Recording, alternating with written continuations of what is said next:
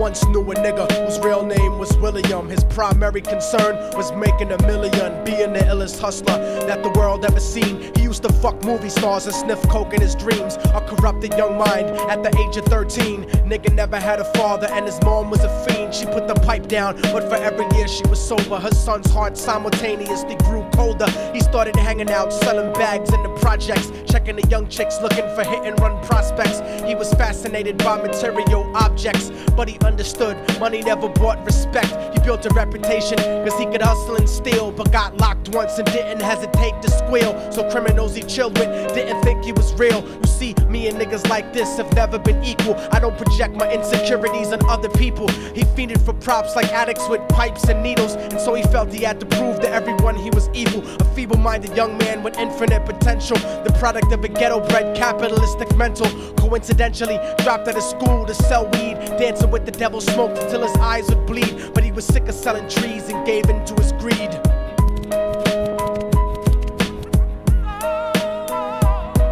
Everyone trying to be trife never faced the consequences. You probably only did a month for minor offenses. Ask a nigga doing life if he had another chance. But then again, there's always the wicked that knew in advance. Dance forever with the devil on a cold cell block. But that's what happens when you rape, murder, and sell rock. Devils used to be gods, angels that fell from the top. There's no diversity because we're burning in the melting pot.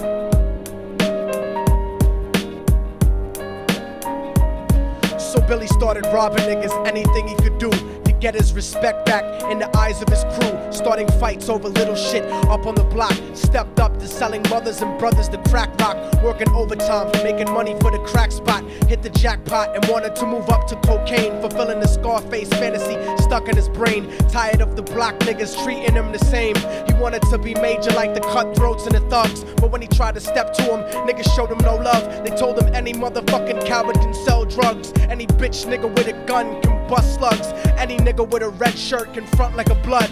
Even Puffy smoked the motherfucker up in the club. But only a real thug can stab someone till they die. Standing in front of them, staring straight into their eyes, Billy realized that these men were well guarded, and they wanted to test him before business started. Suggested raping a bitch to prove he was cold-hearted. So now he had a choice between going back to his life or making money with made men. Up in the sight, his dreams about cars and ice made him agree a hardcore nigga is all he ever wanted to be. And so he met them Friday night at 2:45.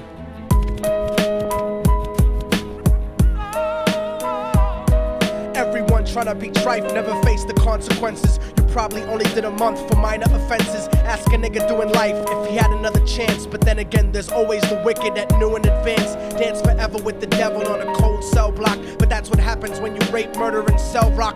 Devils used to be gods, angels that fell from the top. There's no diversity because we're burning in the melting pot.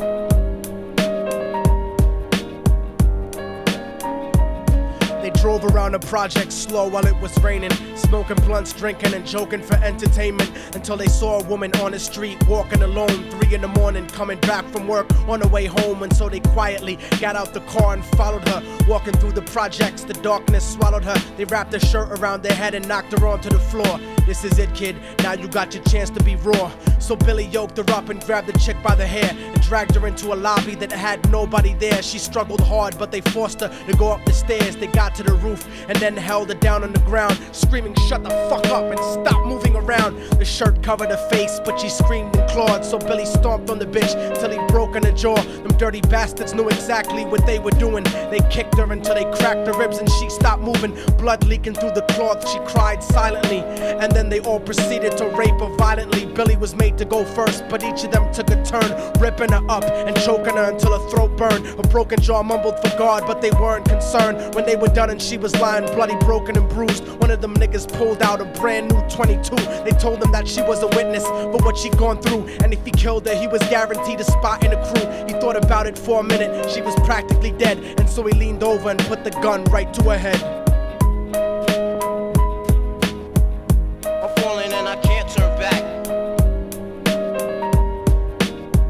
I'm falling and I can't turn back. right before he pulled the trigger and ended a life. He thought about the cocaine with the platinum and ice, and he felt strong standing along with his new brothers, cocked the gat to her head and pulled back the shirt cover. But what he saw made him start to cringe and stutter, cause he was staring into the eyes of his own mother. She looked back at him and cried cause he had forsaken her. She cried more painfully, and when they were raping her, his whole world stopped. He couldn't even contemplate. His corruption had successfully changed his fate, and he remembered how his mom used to come home late, working hard for nothing, cause now what was he worth? He turned away from the woman that had once given him birth, and crying out to the sky cause he was lonely and scared. But only the devil responded cause God wasn't there, and right then he knew what it was to be empty and cold. And so he jumped off the roof and died with no soul. They say death takes you to a better place, but I doubt it.